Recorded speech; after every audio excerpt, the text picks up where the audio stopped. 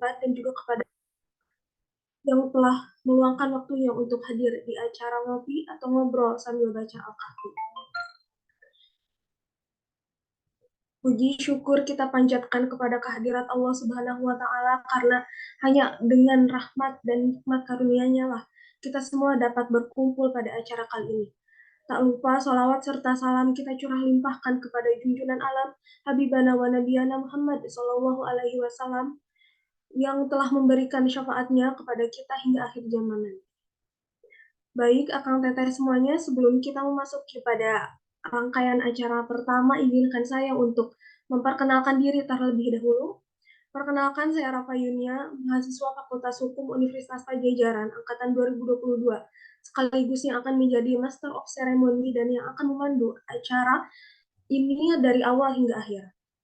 Baik, tanpa berlama-lama, marilah kita memasuki pada rangkaian yang pertama, yaitu pembacaan 15 ayat pertama surat Al-Kahfi yang akan dibacakan oleh teman kita semua, Kang Fadil Wirdian. Kepada Kang Fadil, waktu dan tempat kami persilahkan.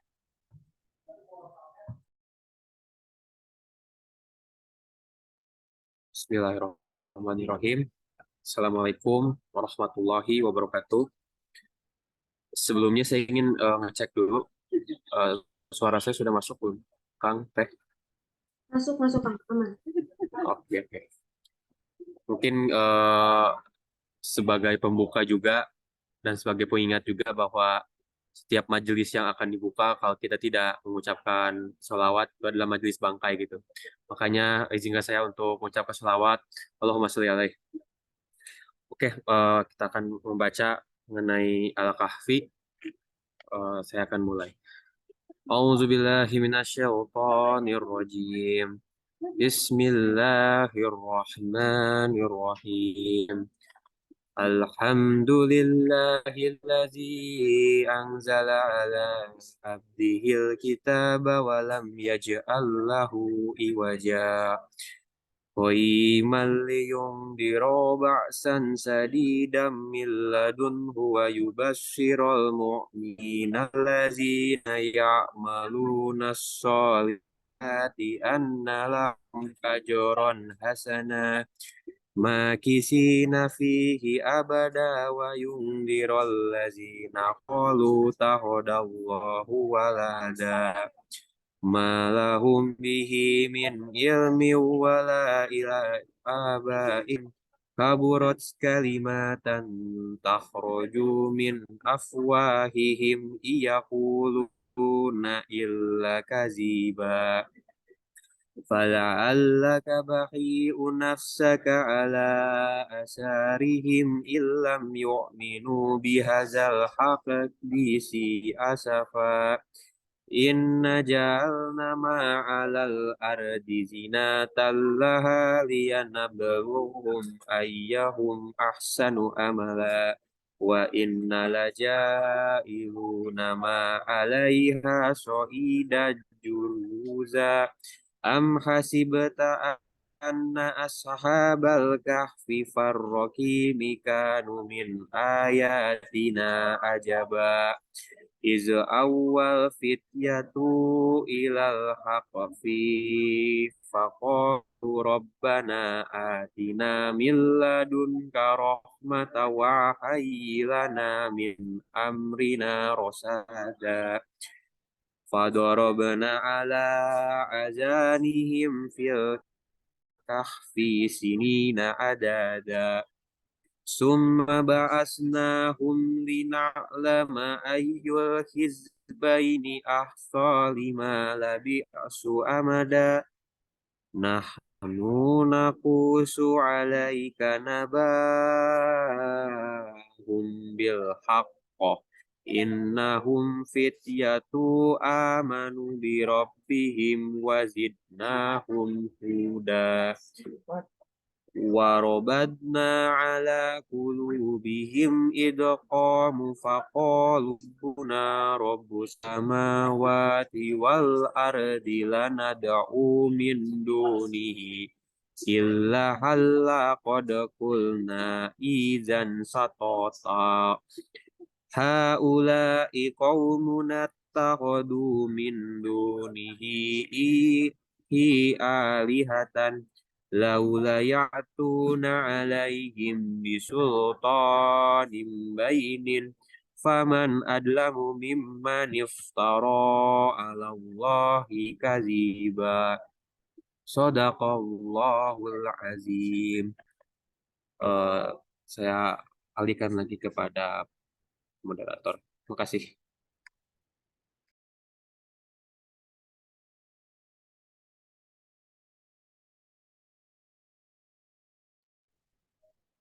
Oke, Alhamdulillah, Masya Allah ya, kita telah rampung membacakan 15 ayat pertama surat Al-Kahfi. Terima kasih kepada Kang Fadil yang telah memimpin pembacaan surat Al-Kahfi tadi. Semoga kita mendapatkan manfaat dan syafaatnya di yaumul akhir. Selanjutnya kita memasuki kepada rangkaian yang kedua, yaitu mentoring yang akan diberikan oleh Kang Mul dan Halim Pratama.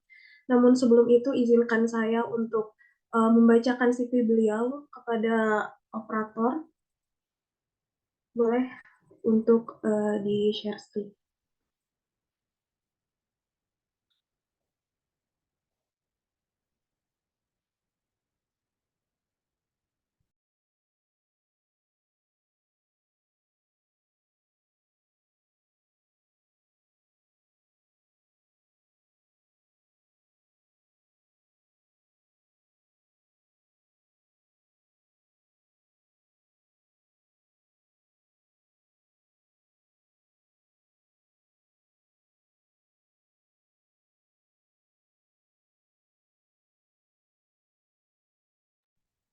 Oke, di sini ada profil alumni dari Kang Mul dan Halim Pratama SH.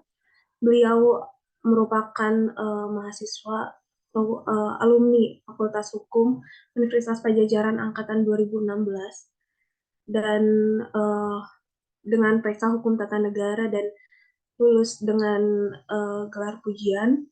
Kemudian riwayat pekerjaannya sebagai asisten peneliti PSKN FH Unpad, CPNS Analis Perkara Peradilan MA RI, kemudian PNS Analisis Perkara Peradilan MA RI dari 2023 sampai sekarang.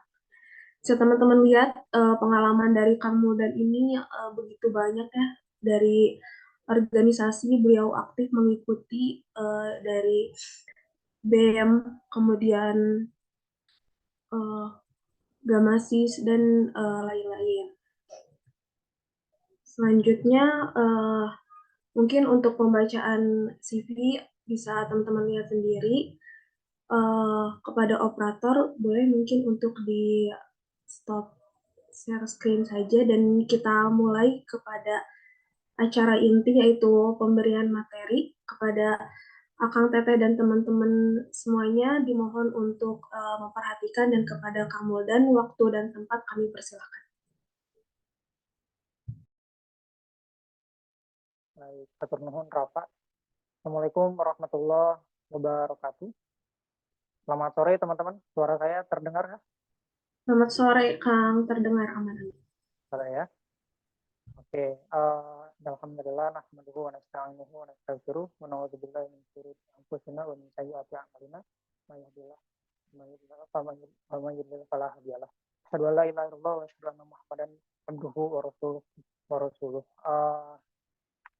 Alhamdulillah rabbil alamin, teman-teman, hari ini kita bisa bersua, dan tentu saja mungkin yang paling bahagia di antara kita semua hari ini barangkali salah satunya adalah saya, karena sebagai ketua Gamasis atau kepala Gamasis tahun 2018, alhamdulillah hari ini setelah 4 tahun selalu terhubung dengan teman-teman Gamasis.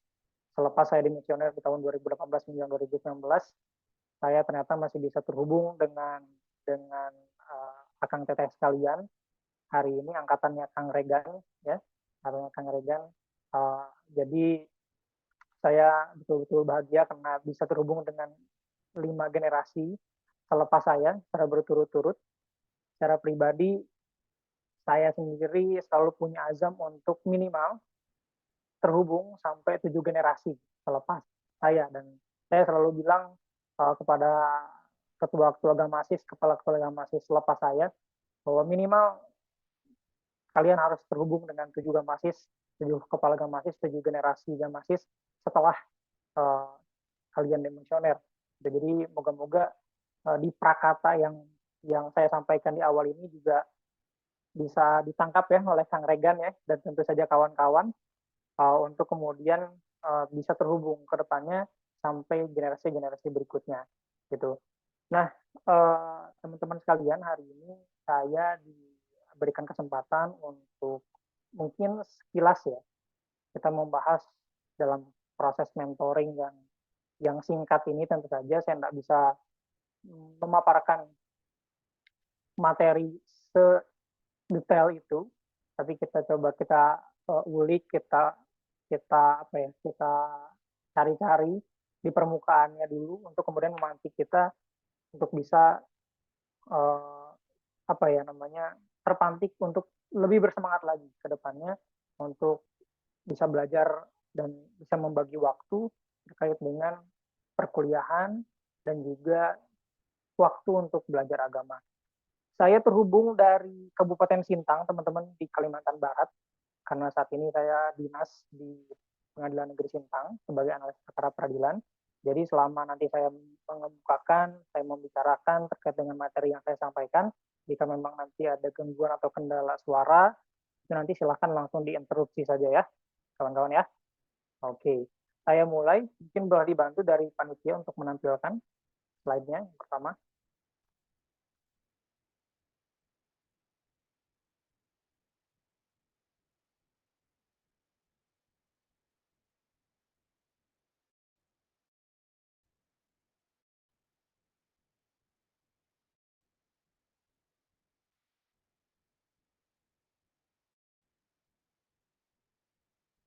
Bisa kan?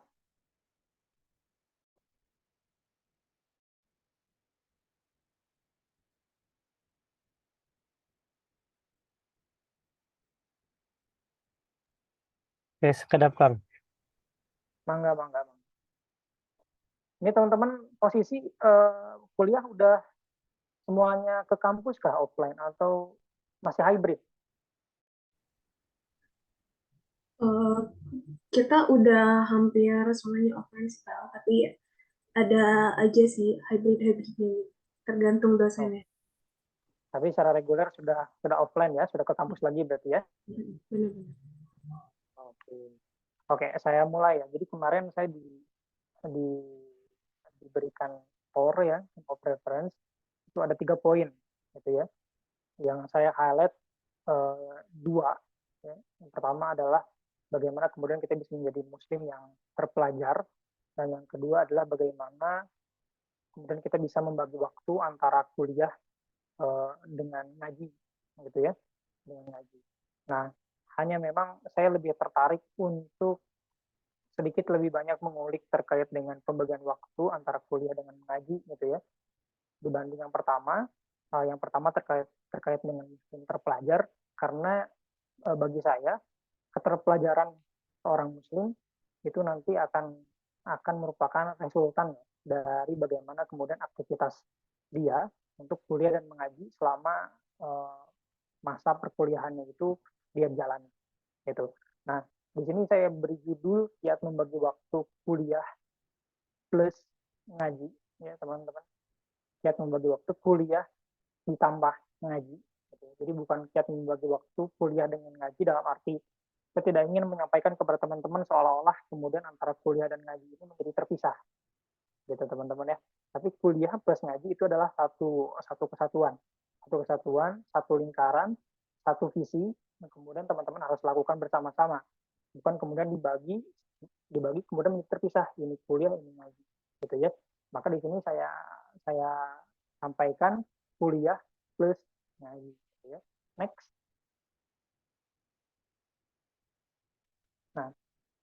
Nah inilah yang barusan saya sampaikan, bahwa kuliah plus ngaji, nah, bukan kuliah versus ngaji gitu ya. Nah kadang-kadang kan ketika teman-teman atau mungkin saya juga dulu merasakan ketika saya berposisi sebagai seorang mahasiswa gitu ya, seolah-olah kemudian terminologi atau kegiatan antara kuliah dengan ngaji itu menjadi satu atau dua hal yang berbeda satu sama lain. Akhirnya pembagian itu bersifat memisahkan, bukan pembagian yang bersifat untuk membagi atau apa ya, istilahnya dalam satu ruangan, di dalam satu tempat, tapi kemudian kita pilah, bukan memisahkan, gitu ya. Tapi secara proporsional kita atur, gitu. Nah, saya jadi ingat perkuliahan pertama saya waktu itu terkait dengan pengantar hukum, pengantar ilmu hukum lah ya. Dulu dosennya ada namanya Prof. Atif Latiful Hayat, entah teman-teman sudah bertemu atau belum sama beliau. Beliau salah satu dosen yang inspiratif ya untuk saya. Beliau menjelaskan bahwa kuliah itu sebetulnya adalah bagian daripada pembelajaran yang tidak terpisah dengan mengaji gitu ya. Jadi kuliah sama ngaji itu sebetulnya ada dalam satu pemaknaan yang hampir sama gitu ya. Bukan berbeda, kuliah ngaji tidak seperti itu. Tapi bagaimana kemudian kuliah itu bisa plus dan ngaji, bukan versus ngaji. Nah, kalau kuliah versus ngaji seolah-olah kemudian kuliah itu bagian atau aspek dari keduniaan gitu ya. Kemudian ngaji adalah bagian atau aspek daripada keakhiratan gitu. Sehingga kemudian muncul kalau kita gunakan terus kuliah versus ngaji, kuliah dengan ngaji yang terpisah, maka kemudian akan seolah-olah kita memahami, seolah-olah lama-lama kita pahami bahwa kuliah mah keduniaan, ngaji mah keakhiratan. Sehingga kemudian dunia dan akhirat seperti terpisah gitu ya.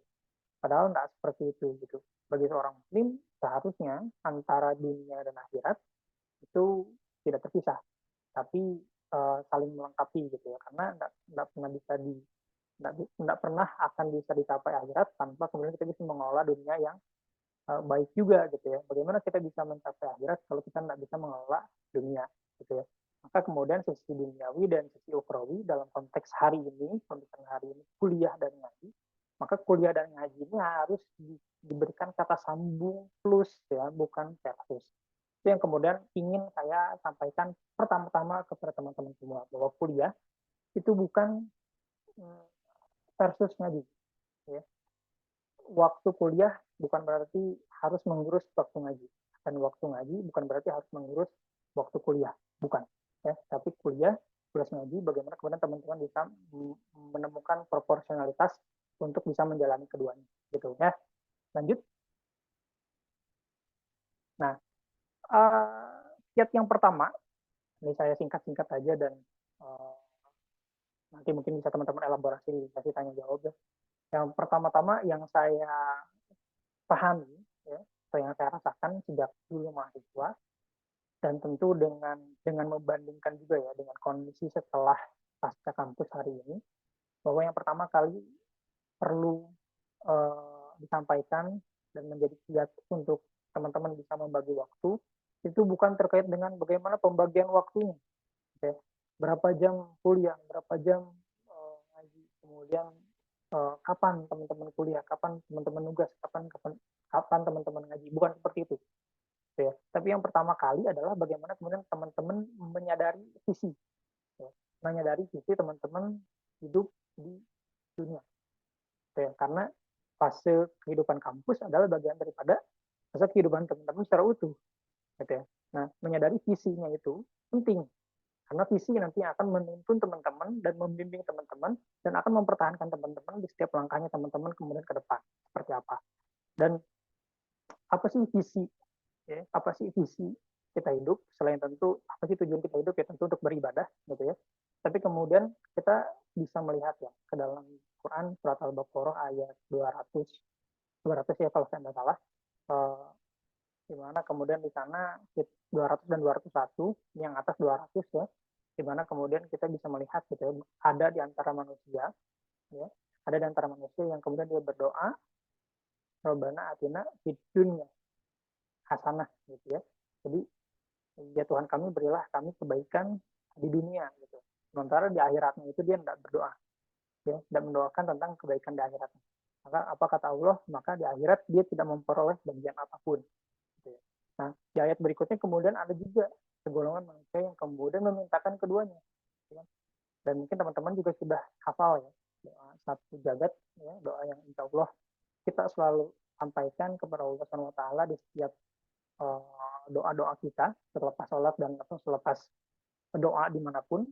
Rabbana atina fid dunya hasanah wa fil akhirati hasanah. Jadi yang berdoa atau yang didoakan adalah kebaikan di dunia dan kebaikan di akhirat. Gitu. Ada dua, ya. Ada dua. Maka visinya apa? Gitu ya. Visinya adalah kebaikan di dunia dan kebaikan di akhirat. Kebaikan di dunia dan kebaikan di akhirat. Jadi kebaikan di dunia, jadi bukan kebaikan di dunia atau kebaikan di akhirat, tapi dua-duanya.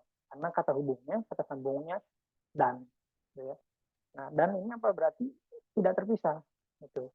Tidak terpisah sebagai satu pengharapan yang satu jalur berkesinambungan. Yang dimaksud kebaikan adalah kebaikan di dunia dan kebaikan di akhirat. Maka dengan penyadaran visi ini, teman-teman ya, dengan penyadaran visi ini, gitu ya, kalau kuliah mengasosiasikan, kalau teman-teman mengasosiasikan kuliah itu dengan dunia, aktivitas belajar apapun terkait dengan keduniaan, kemudian teman-teman mengasosiasikan mengaji itu adalah bagian dari bagaimana belajar suatu hal ilmu yang berorientasi keakhiratan, maka keduanya tidak boleh dipisahkan, nggak boleh disaling pertentangkan, nggak boleh diversuskan, tapi kemudian harus ditambahkan, ya, seperti yang tadi saya sampaikan di awal. Kesadaran visi ini akan membimbing teman-teman, akan menjaga teman-teman untuk selalu paham, selalu sadar, oh iya, bahwa ternyata pembelajaran teman-teman di dalam satu baskom yang namanya pembelajaran, gitu ya, ada dua isinya. Ada pembelajaran dunia, ada pembelajaran akhirat. Kalau kuliah teman-teman asosiasikan ke dalam dunia, maka harus tetap ada ngaji, gitu ya, untuk yang teman-teman asosiasikan untuk keakhiratan teman-teman, gitu ya. Itu yang kedua yang ingin saya sampaikan hari ini. Gitu. Next. Nah, setelah tadi teman-teman menyadari terkait dengan visi ya, jadi teman-teman menyadari, oh iya betul bahwa saya ini kuliah pada dasarnya bukan hanya untuk kebahagiaan dunia aja nih, gitu. Bukan karena saya pengen punya kedudukan di mata manusia yang tinggi, atau harta yang banyak, atau karir yang baik, gitu ya. Tapi kemudian dapatkan kedudukan yang baik di mata Allah, gitu ya, di akhirat, gitu. Nah, setelah tadi menyadari hal itu, yang kemudian membimbing teman-teman untuk selalu bergerak untuk mencapai keduanya, kebaikan dunia dan kebaikan akhirat. Yang berikutnya adalah teman-teman juga harus menyadari terkait dengan kapasitas pribadi teman-teman. Ya.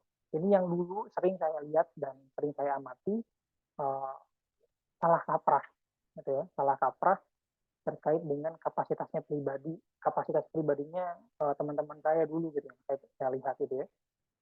Jadi ketika memahami kuliah dan ngaji, gitu ya, udah plus nih ya, bukan kuliah dan ngaji bisa nih, udah plus nih, kuliah plus ngaji, maka kemudian di situ seolah-olah ada banyak hal yang kemudian teman-teman harus ikuti pengajiannya. Gitu.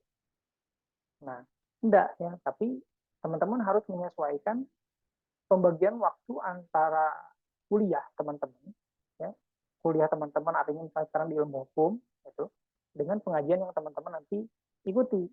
Gitu. Kenapa? Karena walaupun ada banyak orang, ya, walaupun ada banyak orang atau mungkin ada banyak motivator atau senior atau siapapun yang teman-teman pernah dengar bahwa dia mengatakan waktu yang kita miliki itu sama ya, 24 jam selama sehari, 7 hari selama seminggu, dan 30 hari selama sebulan, gitu. Tapi kok dia bisa belajar ini, tapi kemudian kita segini-gini aja, maka kita harus mengikuti cara-caranya dia, gitu. Nah, menurut saya kurang sepakat, gitu ya, dengan itu. Kenapa? Karena kapasitas pribadi orang itu berbeda-beda, ya. Sumber daya yang dimiliki oleh setiap orang itu berbeda-beda, meskipun waktu yang dimilikinya sama. Nah, kenapa sumber daya, ya, pilihan kata yang saya pilih di sini adalah sumber daya, karena menyangkut bukan hanya dengan energi, gitu ya, bukan hanya dengan energi, tapi juga dengan keuangan, ya, tapi juga dengan misalnya sumber daya transportasi yang teman-teman miliki, gitu ya. Oh iya, beda tentu antara orang yang mungkin punya motor dengan orang yang nggak punya motor. Beda antara orang yang punya akses wifi dengan orang yang nggak punya akses wifi. Waktunya sama, gitu. Tapi nggak bisa disama-samain, gitu. Nggak bisa disama-samain. Jadi inilah yang kemudian teman-teman harus sadari. Oke, teman-teman sudah punya kesadaran visi. Ya, dua-duanya harus kita kejar, gitu ya. Kuliahnya harus jalan, kemudian ngajinya juga harus jalan, gitu ya. Ngaji ilmu agamanya harus jalan. Tapi kemudian kita lihat dulu, gitu ya. Kita lihat dulu kapasitas kita sampai mana, yang waktu yang kita punya sampai mana, gitu ya. Energi yang kita punya sampai mana. Jangan sampai kemudian kuliah plus ngaji itu bikin teman-teman drop. Nah, itu. Maksud saya jangan sampai kemudian teman-teman sekarang kuliah plus ngaji itu justru membuat uh, orang tua teman-teman terbebani untuk biayanya, misalnya seperti itu ya. Ya kalau misalkan memang mampu dan berkelebihan, tidak masalah. Gitu ya. Tapi kemudian yang kebetulan berkekurangan, yang sampai kemudian memaksakan dengan standar yang sama. Gitu ya. Nah, kapasitas pribadi ini adalah jadi hal yang ketiga ya, hal yang ketiga yang kemudian teman-teman harus sadari bahwa teman-teman tentu memiliki waktu yang sama 24 jam, tapi kemudian karena sumber daya yang dimiliki berbeda, maka waktu untuk kuliah ya, dan waktu untuk ngaji itu bagaimanapun teman-teman terinspirasi oleh orang lain, tapi kemudian harus disesuaikan dengan kapasitas teman-teman pribadi supaya kemudian nggak jadi self toxic ya, gitu. Nggak jadi racun buat diri sendiri. Gitu. Next. Nah, yang berikutnya, yang keempat adalah bagaimana kemudian teman-teman menyadari prioritas ngaji. Kadang-kadang namanya mahasiswa gitu ya, masih menggebu-gebu gitu ya, menggebu-gebu semuanya dikaji gitu ya. Kuliah jalan, terus dia ikut pengajian apa, semuanya dikaji. Dari hal-hal yang sifatnya ngaji, kayak bener-bener ngaji yang keilmuan agama, sampai ngaji itu ngaji politik gitu ya, ngaji pergerakan, ngaji ideologi, gitu kan. Semuanya disamain jadi ngaji gitu ya. Nah, sebetulnya tidak seperti itu. Nah, saya pernah melihat juga teman-teman yang lain sampai kewalahan, sampai sakit-sakitan gitu ya, sampai nyintain orang tuanya lah gitu, karena semuanya dia ikutin gitu. Bagus dia ikutin semuanya, ngaji filsafat, ngaji pergerakan, ngaji keilmuannya di masjid ada, bagus gitu, tapi dia sakit dan sampai menyusahkan orang tuanya. Itu tentu menurut saya justru malah bukan manfaat ya, tapi mafsadat gitu. Nah, sehingga kemudian penting untuk menyadari prioritas ngaji teman-teman. Nah, di sini saya ingin menyampaikan bahwa teman-teman harus memulai dengan yang wajib dulu, gitu ya. Memulai dengan yang wajib dulu apa? Ya, yang pertama adalah tentu terkait dengan adab dan akhlak Islam, kalau menurut saya. Ya. Mungkin channel-channel yang lain atau mungkin teman-teman juga punya pendapat yang agak berbeda, silahkan, tidak masalah. Tapi menurut saya yang pertama harus kemudian dipelajari adalah adab dan akhlak Islam. Kenapa? Ada ulama bilang bahwa adab belum amal ya, itu adab sebelum ilmu gitu. Nah, itu yang kemudian akan membedakan seseorang itu menjadi orang yang hanya terpelajar atau nantinya terpelajar tapi berubah jadi kurang ajar, gitu ya. Nah, itu kan sebetulnya banyak orang-orang saat ini yang terpelajar tapi juga nggak kalah kurang ajar ya. Nah, di adab dan di akhlak Islam itu, ya, ketika teman-teman mempelajarinya sebelum ilmu, ya, sebelum beramal, maka teman-teman akan mengerti bagaimana kemudian ilmu yang teman-teman dapatkan, entah lewat sesi kuliah atau entah lewat sesi ngaji, itu nantinya akan diimplementasikan atau diterapkan di dalam kehidupan sehari-hari teman-teman. Yang kedua adalah terkait dengan fikih ibadah. Nah, fikih ibadah itu yang paling utama kan yang terkait dengan ibadah kita sehari-hari. Ya. Bagaimana kemudian teman-teman belajar atau mengaji fikih sholat, gitu ya, fikih puasa, gitu. Kemudian fikih apalagi misalnya fikih infak misalnya gitu kan. Nah, hal-hal seperti itu yang kemudian bisa kita golongkan wajib ya, karena itu sholat dan lain-lain itu kita lakukan setiap hari gitu. Itu kita lakukan setiap hari, maka teman-teman harus menempatkan prioritas ini untuk di urutan pertama Jangan sampai kemudian ibadah teman-teman justru salah. Yang ketiga mungkin kita bisa masuk ke tahsin Al-Quran gitu ya teman-teman. Bagaimana kan bacaan Al-Quran itu kan menjadi bagian yang tidak terpisahkan gitu ya di dalam ibadah kita sehari-hari, di dalam sholat dan lain-lain. Jangan sampai kemudian ini anak masih gitu ya. Ya kalau misalkan masih belajar sih tidak masalah gitu ya. Tapi kemudian kok tidak belajar, maksud saya kok ancur-ancuran tahsinnya gitu ya, tahsin Al-Qurannya, bacaan Qurannya ancur-ancuran, tapi kemudian tidak belajar. Malah ngaji politik dulu, malah ngaji komunisme, malah ngaji Leninisme gitu kan. Tapi baca Qurannya aja belum beres gitu ya. Nah, itu yang kemudian saya ingin sampaikan, memulai dulu dengan yang wajib. Kemudian mengisi yang perlu. Nah, mengisi yang perlu itu misalnya apa maksud saya adalah mengisi ketika teman-teman berhadapan dengan suatu kondisi tertentu. Nah, maka teman-teman kemudian mengaji di sana, gitu. Mengaji, menanyakan kepada guru ngaji atau mungkin mentor-mentornya. Gitu. Misalnya apa? Ketika misalnya teman-teman di dunia kemahasiswaan ada biasanya banyak ya perlombaan-perlombaan, entah kemudian teman-teman ikut perlombaan atau kemudian teman-teman mengadakan perlombaan. Gitu. Maka teman-teman perlu mengkaji gimana sih kaidah-kaidahnya mengadakan perlombaan itu. Gitu. Bagaimana kemudian kita menarik uang pendaftaran gitu ya, dari peserta lomba. Gitu ya. Apakah uang pendaftaran dari peserta lomba itu boleh kita jadikan bagian daripada hadiah untuk para pemenang. Gitu ya. Atau justru tidak boleh gitu ya, karena kalau misalkan dicampurkan maka akan menjadi suatu perjudian misalnya ya. Nah, hal-hal seperti itu yang kemudian teman-teman kaji secara apa ya, mendadak lah ibaratnya kita kita menghadapi suatu kondisi kemudian kita mengkaji terkait dengan hal yang akan kita hadapi. Berikutnya mungkin teman-teman yang berminat gitu ya dalam politik dan pergerakan kampus. Oke, kemudian teman-teman mengkaji gitu ya politik dan pergerakan Islam. Gimana sih politik dengan Islam? Gimana sih berpolitik dengan cara Islam? Gimana sih bergerak dengan cara Islam? Apa sih tujuannya politik dan tujuannya pergerakan di dalam Islam? Dan teman-teman mau ngebem misalnya gitu ya, habis Regan misalnya nih, Regan habis dari Jamasis mau nanti ngelonin jadi ketua BEM. Nah, dibaca dulu tuh, dikaji dulu tuh, ditanya-tanya dulu tuh. Gitu. Gimana sih sebetulnya politik dan pergerakan Islam? Gitu ya. Tapi ini lagi-lagi saya tegaskan ini adalah bagian daripada mengisi yang perlu. Artinya teman-teman yang teman-teman hadapi, bukan teman-teman apa ya teman-teman nggak perlu, tapi kemudian teman-teman mengkajinya ya nggak apa-apa juga sih. Cuman maksud saya karena ini konteksnya adalah menyadari prioritas ngaji dan teman-teman punya kapasitas diri sendiri yang mungkin juga terbatas, maka hadapilah atau kajilah, mengkajilah, mengajilah hal-hal yang memang teman-teman perlukan dan teman-teman hadapi. Gitu ya teman-teman, maksud saya terkait dengan menyadari prioritas mengaji. Next, sedikit lagi. Nah, yang berikutnya adalah kiat yang berikutnya supaya kemudian kita bisa membagi waktu dengan baik adalah menemukan referensi, ya, menemukan referensi.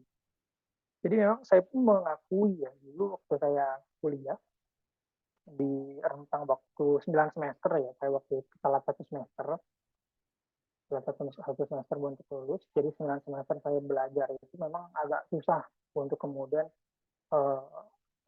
apa namanya membagi gitu, membagi waktu antara kuliah dan mengaji gitu. Namun ternyata di tahun ketiga, tahun keempat, persoalan saya yang kemudian merasa di tahun pertama dan kedua itu susah sekali untuk mengaji agama gitu, itu adalah keterbatasan referensi. Di mana di tahun ketiga dan tahun keempat, saya menemukan banyak referensi.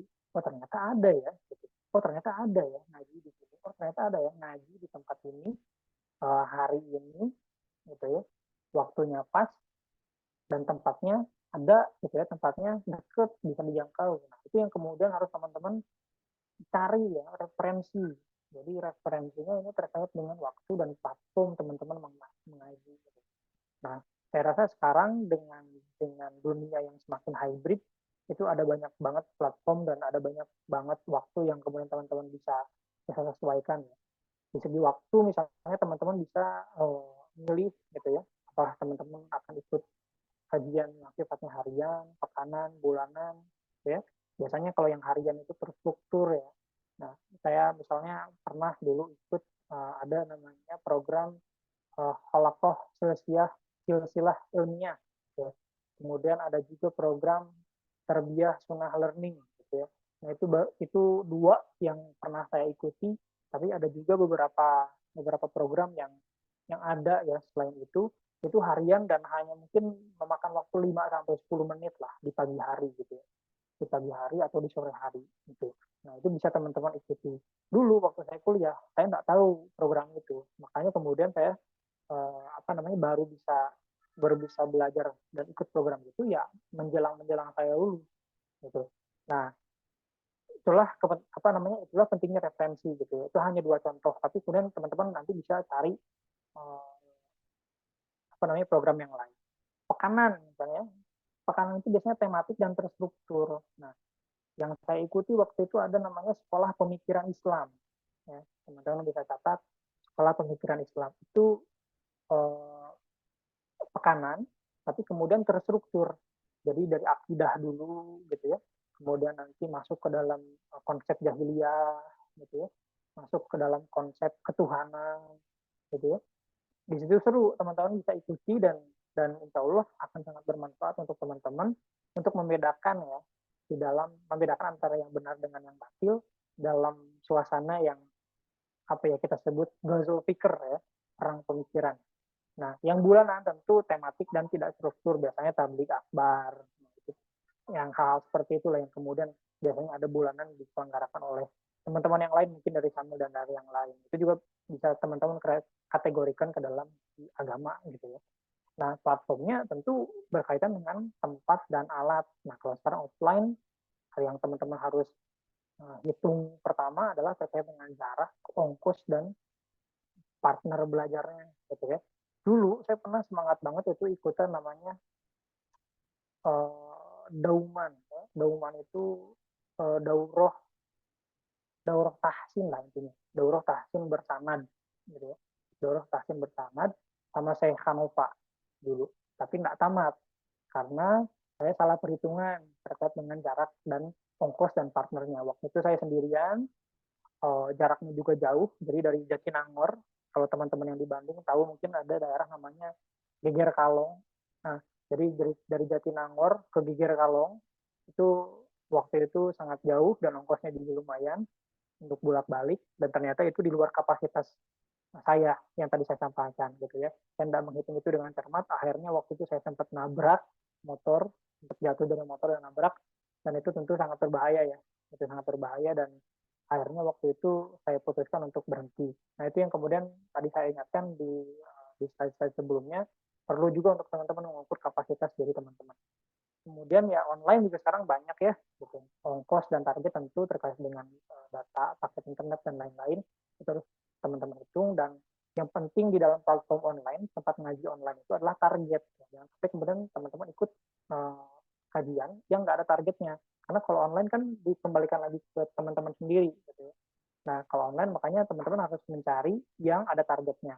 Misalnya, ya tadi Sekolah Pemikiran Islam ya, yaitu Sekolah Pemikiran Islam biasanya online, ada terbandung, dan itu memang berbiaya sih, gitu ya. Jadi teman-teman bisa cari-cari infonya, tapi itu cukup menarik dan cukup bermanfaat.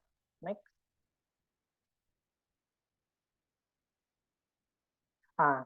Terus yang paling penting setelah tadi menyadari visi, menyadari kapasitas diri, terus kemudian menyadari prioritas mengajinya mana, gitu. Yang paling penting adalah bagaimana teman-teman kemudian menjaga kewajiban dirinya masing-masing. Gitu. Ada satu perkataan ulama yang kira-kira perkataannya seperti yang teman-teman lihat di layar, barang siapa yang disibukkan dengan amalan-amalan wajib, sehingga dia tidak sempat melakukan amalan-amalan sunnah, maka dia dimaafkan. Barang siapa yang disibukkan dengan amalan-amalan sunnah, sehingga lalai dari amalan-amalan wajib, maka dia telah tertipu.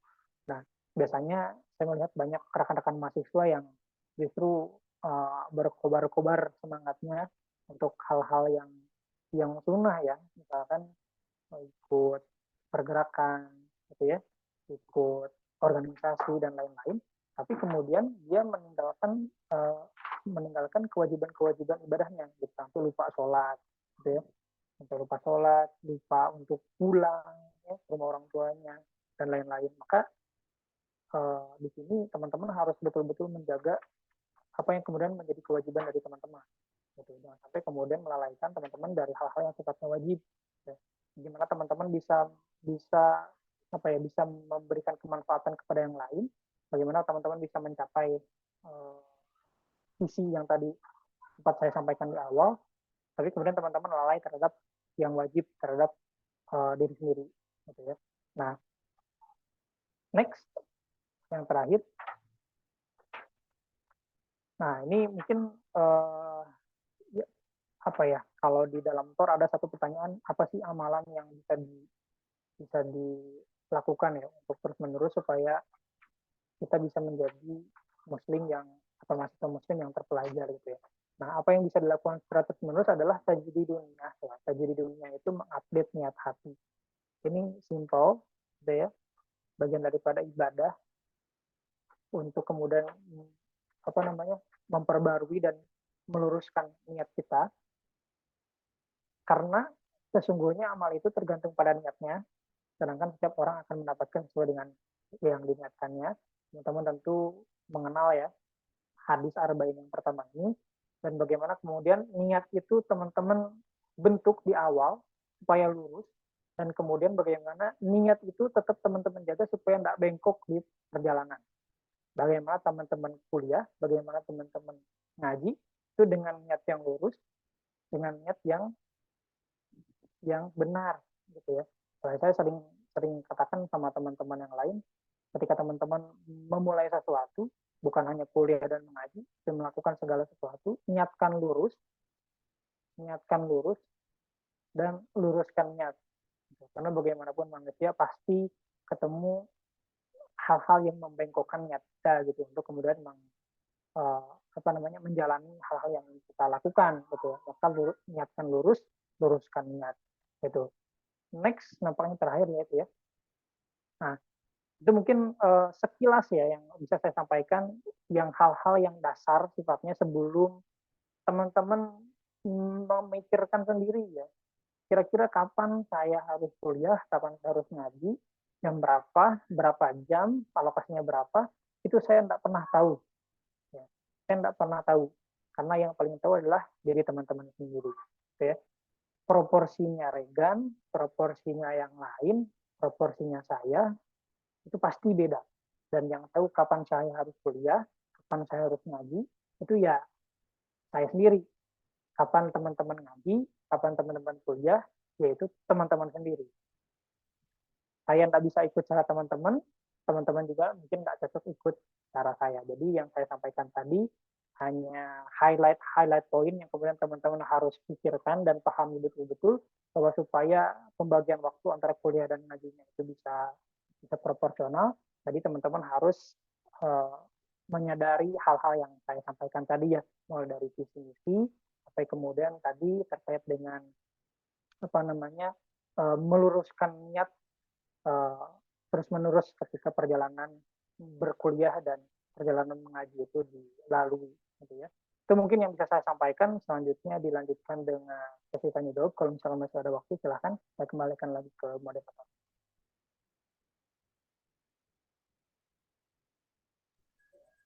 Oke, baik. Alhamdulillah, Masya Allah. Terima kasih kepada Kang Muldan yang telah memberikan materi yang sangat bermanfaat dan informatif ya. Semoga pemberian materi tadi bisa diraih pahala oleh Allah Subhanahu wa taala dan dapat bermanfaat kepada kita semua.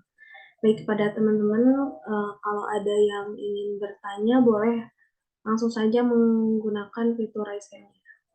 Terima kasih.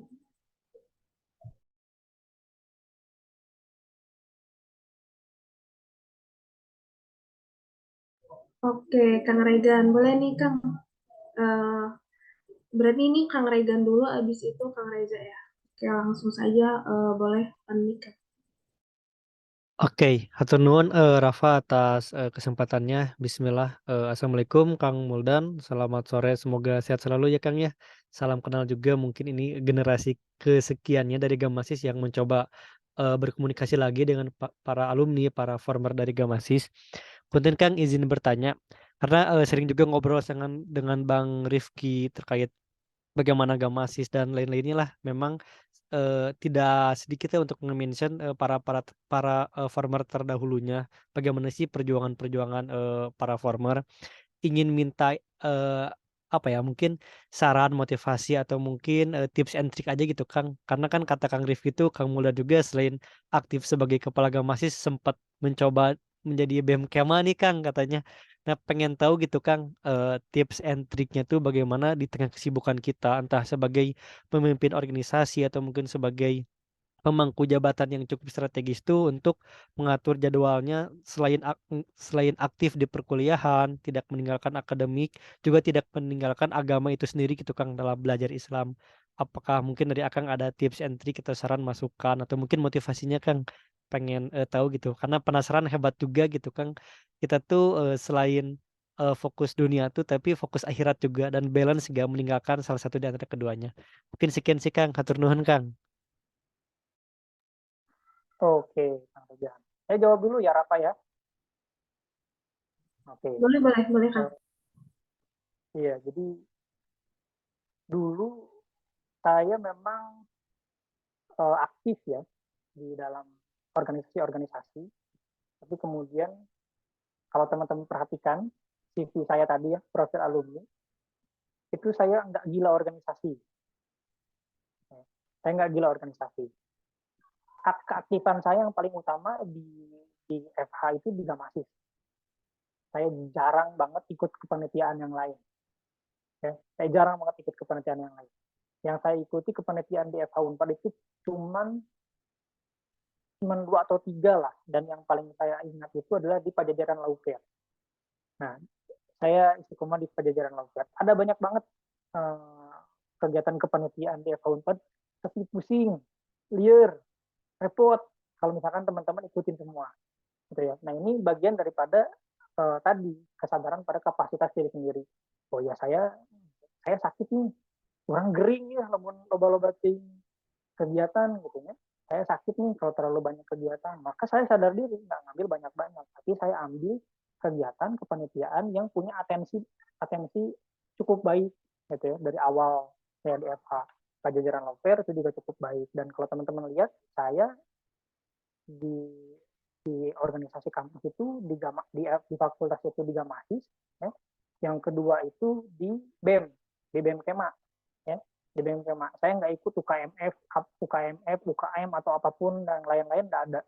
Saya cuma dua aja itu Gamasis sama BEM gitu. Nah yang lain-lain ya nggak bisa saya ikutin, nggak mau saya ikutin gitu ya, karena saya punya kapasitas dan pembacaan terhadap diri saya sendiri saya nggak akan mampu. Nah, jadi tadi kalau pertanyaannya Regan yang pertama, yang disampaikan itu gimana kiat-kiat saya untuk membagi waktu, yang paling pertama adalah menyadari kapasitas dulu kan, gitu ya, menyadari kapasitas dulu. Kalau kata orang Sunda, moal bisa ngarawu ku siku, nggak bisa kita pengen semuanya kita dapat, nggak bisa. Gitu. Jadi kita harus mengorbankan, kita harus memilih mana yang memang kita jalani, mana yang kemudian kita akan jalani. Gitu. Dari awal Gamasis lah yang saya jadikan organisasi untuk mengerek ya. Dalam konteks mengerek itu maksud saya mengerek keterlibatan saya, kehadiran saya di dalam Fakultas Hukum Unpad waktu itu, karena 2016 baru pindah dari Dipati Utur dan pindah ke Jatinangor waktu itu. Jadi waktu itu saya lah yang pertama kali mengelola Musola Eva ya. Dari Musola Eva itu berantakan dulu. Di zaman saya itu jadi rapi, terus dilanjutkan zamannya Fatul, zamannya Rizky, itu sampai ada Jumatan bareng di sana. Gitu. Nah, itulah yang kemudian mengerek nama saya di fakultas. Jadi bagaimana kemudian saya mengelola Gamasis, meskipun mungkin dianggap sebelah mata ya sama banyak orang, biasanya teman-teman di EVA itu ikutannya pleads atau yang lain-lain gitu ya. Tapi saya mengelola Gamasis, sudah aja mencukupkan diri mengelola Gamasis, nama saya terangkat dan waktu itu sempat ikut pemilihan ketua BEM di FH.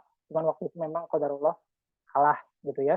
Kalah beberapa poin ya gitu, beberapa persen ya dari Kang Aldo waktu itu. Nah, di BEM Kema juga gitu. Saya istiqomah di satu aja. Di pergerakannya BEM Kema. gitu. Di waktu itu saya ikutnya di hubungan alumni tahun pertama, tahun keduanya di kajian strategis. Jadi memang saya luar kampus gitu. Nah, di luar kampus itu saya istiqomah, dan dari hal-hal yang orang lain lihat dari yang saya lakukan, itu memang ada hasilnya. Puguh soal nama, jelas gitu. Ngapain meskipun kecil tapi jelas. Nah, dari situ terangkat juga nama saya sampai kemudian di tahun terakhir itu saya pernah ikut pemilihan ketua BEM Kema ya. Waktu itu saya sebagai calon ketua BEM-nya ya, calon ketua BEM Kema. Tapi qadarullah kalah juga di situ. Nggak masalah ya, bukan soal kalah atau menang, tapi kemudian teman-teman bisa belajar banget.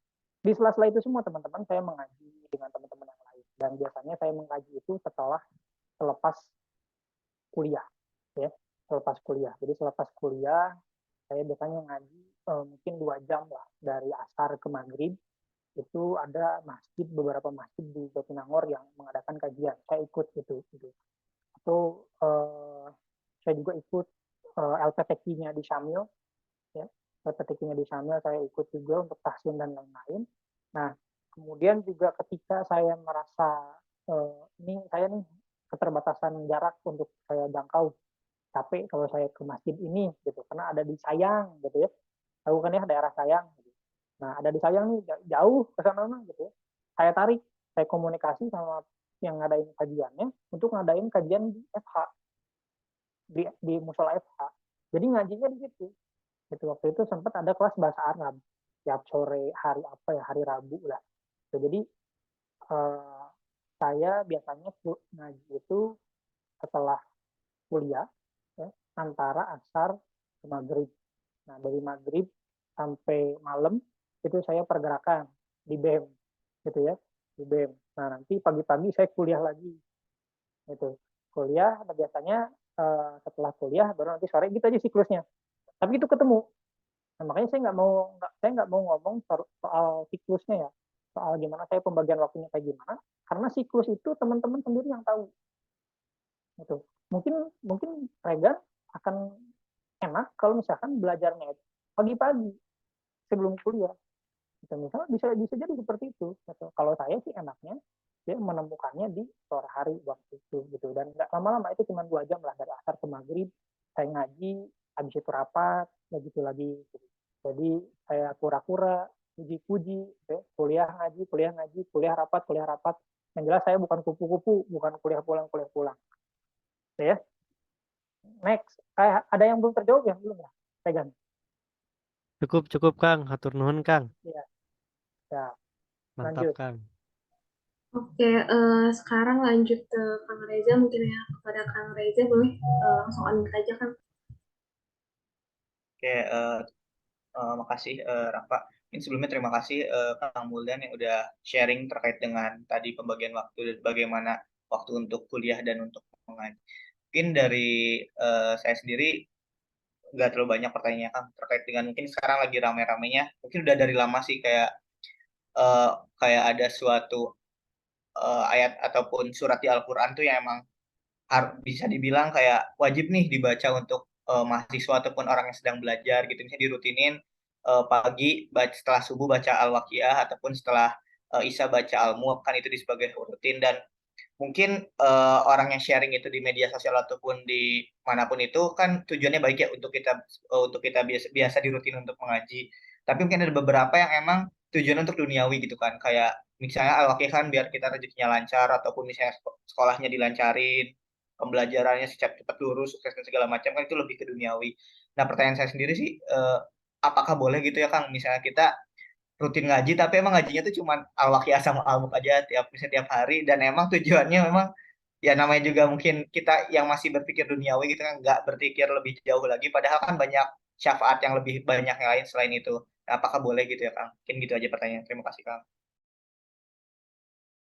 Iya, gini ya, terkait dengan apakah kemudian ada amalan-amalan khusus gitu ya yang kemudian kita lakukan selama mahasiswa, entah untuk kepentingan dunia atau akhirat gitu ya, itu masuk ke dalam ranah keyakinan dan kepercayaan masing-masing gitu ya, keyakinan kepercayaan masing-masing. Kalau memang teman-teman punya dalilnya, kemudian teman-teman tahu sumbernya amalan itu dari mana, monggo silahkan gitu ya, monggo silahkan.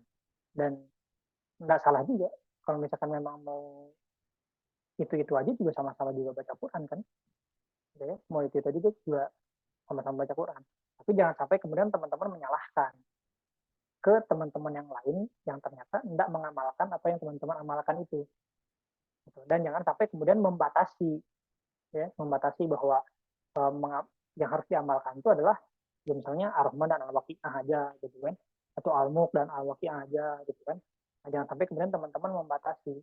Itu apalagi di dalam Gamasis ini ya kita keluarga mahasiswa Islam kita menaungi seluruh sebagian besar gitu ya, sebagian besar apa namanya cabang-cabang yang kemudian teman-teman juga mungkin kepercayaannya agak berbeda nih gitu ya di dalam Islamnya, tetap kita bersama-sama di dalam Gamasis gitu. Nah di situ jangan sampai kemudian teman-teman membatasi, jangan sampai kemudian teman-teman saklek gitu ya, saklek bahwa ini gitu, harus diamalkan, nggak boleh gitu ya. Menurut saya nggak bijak, dan kalaupun teman-teman mau mengamalkan itu ya silahkan, untuk kemudian teman-teman sendiri gitu ya. Ngajak teman-teman yang lain silahkan juga, nggak masalah gitu. Tapi yang nggak boleh adalah menyalah-nyalahkan, membatas-batasi, bahwa kemudian kalau teman-temannya membaca selain surah yang teman-teman baca, itu kemudian teman-temannya jadi seolah-olah salah gitu ya. Nggak boleh gitu. Jadi silahkan aja sesuai dengan kepercayaannya masing-masing, punya pendalilan, punya sumbernya masing-masing yang kredibel, tentu saja silahkan amalkan gitu ya. Dan jangan sampai lupa atau tutup mata dengan kritik. Jadi kalau misalnya dikritik sama temennya, ini nggak ada dalilnya nih, gitu kan, dari mana coba dalilnya? Jangan kemudian teman-teman ngerasa gampang tersinggung, sakit hati, kemudian bermusuhan, gitu ya. Tunjukkan aja, kalau memang ada ya gentle aja, tunjukkan. Kalau memang nggak ada ya bilang aja, nggak ada sih, cuman memang kebiasaan saya seperti itu. Saya percaya ini membawa manfaat untuk saya. Nah masalah lanjut. Gitu. Itu mungkin Reza ya. Ya, mungkin terima kasih Kang.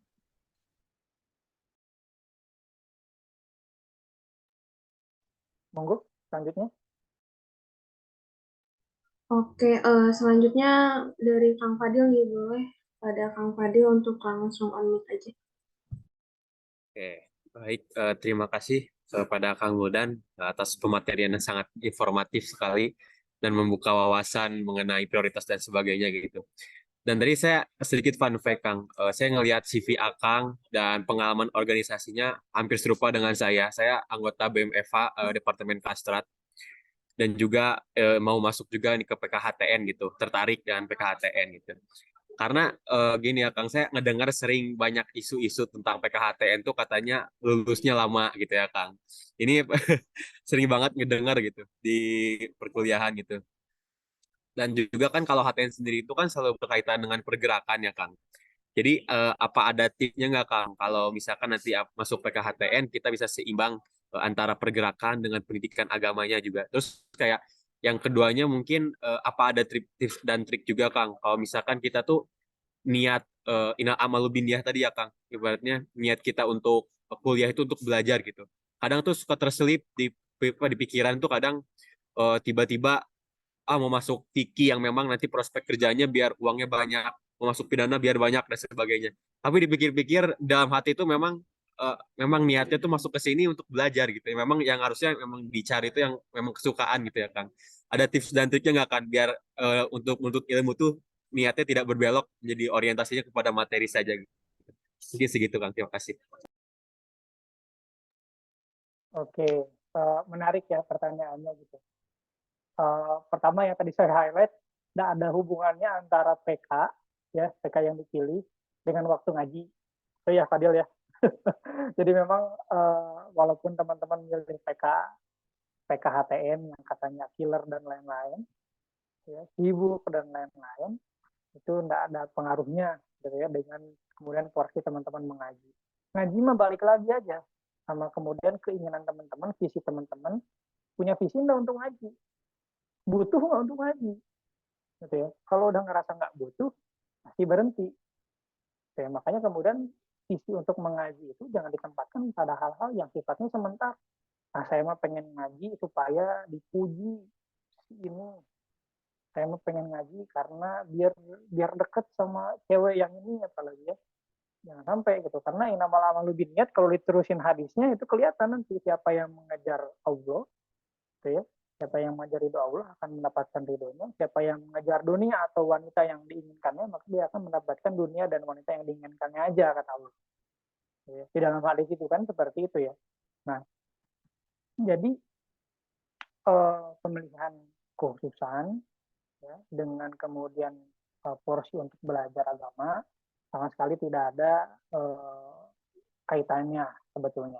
Apapun yang teman-teman kemudian nanti pilih PK-nya tidak akan berpengaruh terhadap ngajinya teman-teman sepanjang visi akhirat teman-teman masih terpelihara.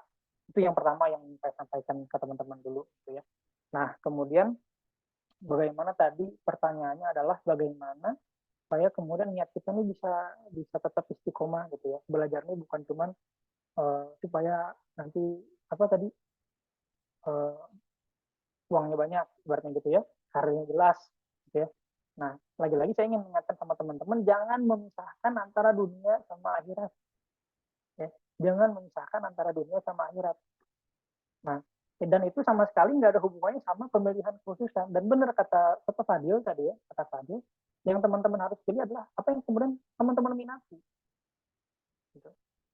Yang teman-teman minati. Kalau teman-teman minat di tata negara, ya silahkan hajar, sikat.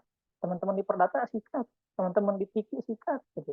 Jangan kemudian teman-teman terpengaruh dengan ini mah cuma pengen karirnya jelas, hartanya banyak. Jangan sampai kemudian teman-teman terpengaruh sama itu. Kenapa? Karena harta juga memang harus dicari, teman-teman.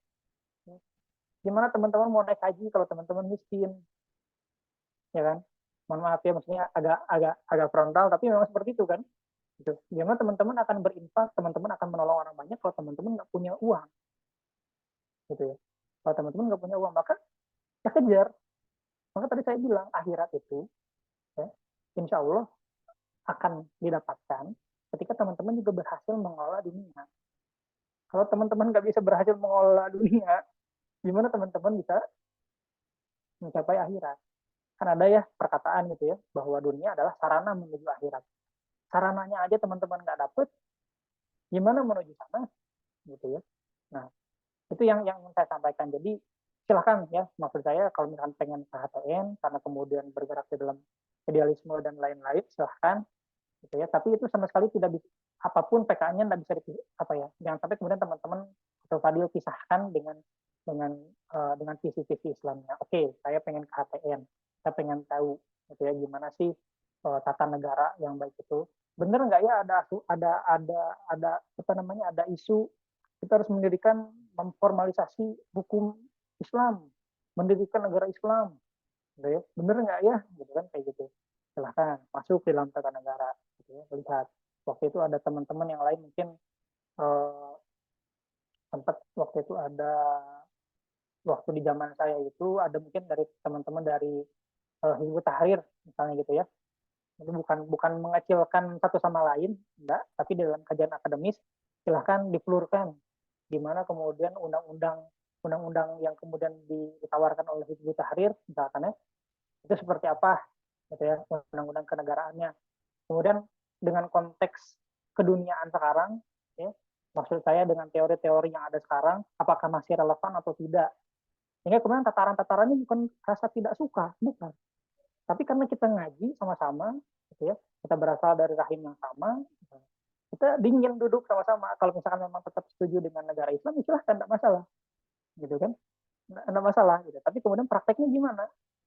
Gitu. Nah misalnya seperti itu. Teman-teman pengen diperdata banyak, gitu ya, segi-segi keislamannya. Teman-teman pengen ditiki banyak segi-segi keislamannya. Yang apa yang ingin sampaikan, jangan sampai kemudian teman-teman melepaskan visi akhiratnya itu demi visi duniaannya saja. Jangan dipisahkan. Itu yang saya ingin tekankan. Tapi terus satukan antara dunia dengan akhirat. Terus satukan. Supaya kemudian teman-teman bisa bergerak terus untuk akhirat tanpa meninggalkan di dunianya. Gitu ya. Terlepas dari pandangan keyakinan, Oni Regan dari ormas mana, Fadil dari ormas mana, Sabitah dari ormas mana, itu ya kita duduk sebagai orang akademis. Gitu ya. Jangan sampai kemudian kita menelurkan kebencian ya, oh saya mah tidak suka gitu. Saya tidak suka, jangan sampai seperti itu. Tapi kemudian kita dudukkan di dalam akademis, mengaji agamanya itu kita dudukkan di dalam hasil kuliah kita seperti apa, gitu ya. Supaya kemudian kita juga nanti bisa menikmati hasil dari belajar kita, insya Allah hartanya berkah, gitu, ilmunya bermanfaat, gitu, dan kemudian yang akan mengantarkan kita pada kemakbulan amal. Gitu ya. Makanya jangan sampai kemudian kita juga lupa berdoa gitu ya, Allahumma inna nas'aluka ilman nafi'an, gitu kan. Kita diajarin gitu kan, ilman nafi'an, wa rizqan thayyiban, wa amalan mutaqabbalan. Nah, selalu seperti itu. Jadi gitu ya kira-kira ya Fadil ya. Jadi kalau mau ke PKHTN monggo ya. Ada teman-teman yang lain juga, tapi juga teman-teman yang lain yang kayaknya PKHTN mah susah. Angkatan saya juga cuma 7 orang waktu itu. Susah lulusnya katanya gitu kan. Yang nggak masalah kalau misalkan ke Perdata dan lain-lain. Hari ini banyak alumni-alumni Kamasis di advokat ya, di advokat di advokat yang litigasi, non litigasi gitu ya. Corporate lawyer ada banyak juga, jaksa juga ada. Nanti mungkin teman-teman di kesempatan berikutnya akan bertemu dengan mereka, insya Allah nanti moga-moga bisa berhubungan lebih lanjut ya nanti dengan teman-teman semua gitu, alumni. Gitu mungkin Fadil ya. Atur nuhun Kang, atur nuhun pisan. Ya, masih ada.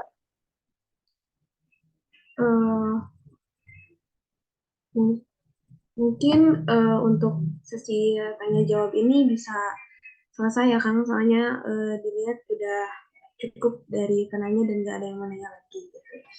Baik teman-teman, untuk acara pemberian materi ini dari Kang Muldan tuh kita udah selesai, udah sampai di penghujung acara.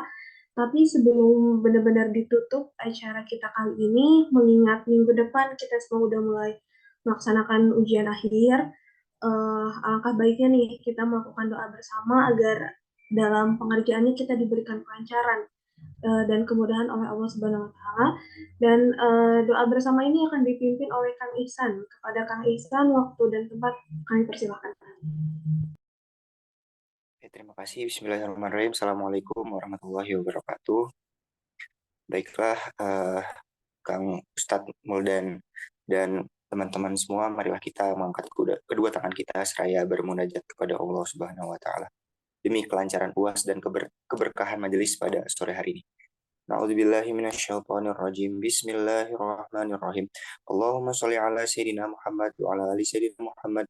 Alhamdulillahirabbil alamin. Hamdan syakirin, hamdan na'imin, hamdan yuafi ni'amahu yukafi mazidah. Ya Rabbana lakal hamdu lakal mulk, kama yanbaghi li jalali wajhikal karim wa azimi sultanik.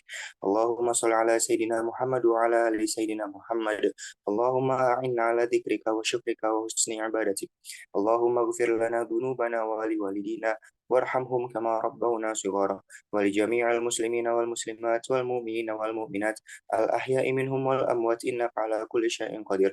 Allahumma inna nas'aluka salamatan fid din wa afiyatan fil jasad wa ziyadatan fil ilm wa barakatan fil rizq wa taubatan qabla al maut wa rahmatan 'inda al maut wa maghfiratan ba'da al maut.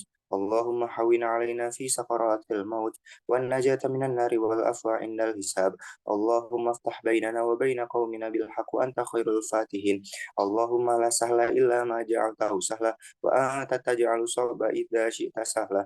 Rabbana la tu'akhidna in nasina aw akhtana. Rabbana wa la tahmil 'alaina isran kama hamaltahu 'alal ladzina min qablina. Rabbana wa la tuhammilna ma la taqata lana bih. Wa'fu 'anna waghfir lana warhamna anta maulana fansurna 'alal qaumil kafirin. Allahumma nawwir qulubana binuri hidayatika kama nawwartal arda binurika syamsika abadan abadan ya arhamar rahimin. Rabbana zalamna anfusana wa illam taghfir lana wa tarhamna lanakunanna minal khasirin. Allahumma inna nas'aluka uluman nafi'a wa 'amalan mutaqabbalan wa rizqan halalan thayyiban mubarakan wa anta khairur raziqin. Rabbana innaka antas samiul alim wa tub 'alaina ya maulana innaka antat tawwabur rahim. Rabbana atina fid dunya hasanah wa fil akhirati hasanah wa qina adzabannar. Wa subhana rabbika rabbil izzati amma yasifun. Wa salamun 'alal mursalin wa akhiru da'wana 'anil hamdulillahi rabbil alamin. Assalamualaikum warahmatullahi wabarakatuh. Waalaikumsalam warahmatullahi wabarakatuh. Masya Allah, alhamdulillah. Terima kasih kepada Kang Ihsan yang telah memimpin doa bersama. Semoga kita dapat melaksanakan ujian akhir dengan lancar dan diberikan hasil yang memuaskan ya oleh Allah Subhanahu wa taala. Amin Allahumma amin. Selanjutnya kita benar-benar sampai nih di penghujung acara, tapi sebelum itu gak afdol rasanya kalau menutup acara tanpa dokumentasi. Baik, selanjutnya akan ada sesi dokumentasi. Kepada Kang Teteh boleh untuk mengaktifkan fitur kamera, dan kepada pihak dokumentasi yaitu Kang Aska ya, saya persilahkan untuk mengambil alih. Baik, sebelumnya moderator, terima kasih banyak atas kesempatannya. Mungkin bisa saya tunggu hingga 5.15 bagi Akang Teteh yang dapat menyalakan kameranya. Bisa segera dinyalakan kameranya. Terima kasih.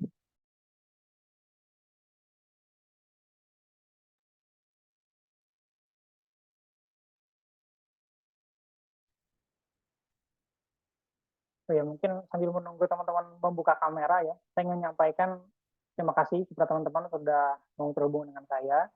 Jangan patah semangat dengan jumlah yang sedikit, ya teman-teman. Jangan patah semangat karena sejatinya itulah namanya jalan dakwah. Dan saya ingat dulu dari Ustadz Salim Al-Filah, gitu ya, dari Ustadz Felix Xiao menyampaikan bahwa yang namanya jalan dakwah itu, teman-teman, panjang titiannya. Saking panjangnya kita nggak tahu nih ujungnya di mana. Sedikit pengikutnya, ya, sedikit pengikutnya. Jadi kalau teman-teman lihat konsernya Coldplay langsung habis, tapi kemudian soal kajian-kajian yang hanya sedikit, ya itulah namanya jalan dakwah. Dan tentu perlu perjuangan yang banyak karena juga banyak kerikilnya. Dan itulah tabiatnya jalan dakwah. Kalau teman-teman merasakan jauhnya titian, tadi cuma sedikit orang-orangnya, banyak kerikilnya, itu adalah tanda-tanda bahwa betul memang teman-teman ada di jalan dakwah. Kalau teman-teman ngerasa kok banyak kan, gampang, gitu ya, jalan yang nggak ada tantangan, teman-teman itu harus dipertanyakan. Betul nggak yang teman-teman itu, yang teman-teman jalan itu jalan dakwah atau bukan? Jadi tetap semangat, insya Allah alumni selalu terbuka untuk teman-teman sekalian. Jadi saya sampaikan ke Regan dan teman-teman yang lain, silahkan untuk berkontak dengan saya dan teman-teman alumni yang lain ya. Dengan saya bisa terkoneksi lewat Instagram, mungkin di Muldan Pra ya, silahkan. Feel free untuk kontak-kontak. Sudah buka semua belum? Dokumentasi? Baik, Kang, sudah sebagian besar sudah menyalakan kamera semua. Izin mengambil dokumentasi. 1, 2, 3. Baik, terima kasih banyak. Saya kembalikan kepada moderator. Oke, terima kasih Kang Askil. Baik teman-teman, Kang Teteh semuanya, tak terasa ya, kita sudah sampai di penghujung acara. Saya ucapkan kepada Kang Teteh dan teman-teman semuanya yang telah hadir dan meluangkan waktunya pada acara ngopi kita kali ini, lebih khusus kepada Kang Muldan sebagai pemateri yang telah memberikan materinya yang sangat bermanfaat ya Kang. Terima kasih telah meramaikan acara ini dari awal hingga akhir. Mohon maaf apabila ada kekurangan ataupun ketidaksempurnaan dalam berlangsungnya acara. Semoga dengan diadakannya acara ini dapat menambah motivasi, pengetahuan, dan juga wawasan. Saya Rafa selaku Master of Ceremony pamit undur diri. Mohon maaf apabila ada perkataan maupun perbuatan yang kurang berkenan. Sampai jumpa di event-event Gamasi selanjutnya. Wassalamualaikum warahmatullahi wabarakatuh. Waalaikumsalam warahmatullahi wabarakatuh. Hatur nuhun Kang Muldan, Takmir sama PSDM, Rafa juga. Keren semuanya guys, thank you. Hatur nuhun, saya pamit ya. Siap Kang, hatur nuhun Kang.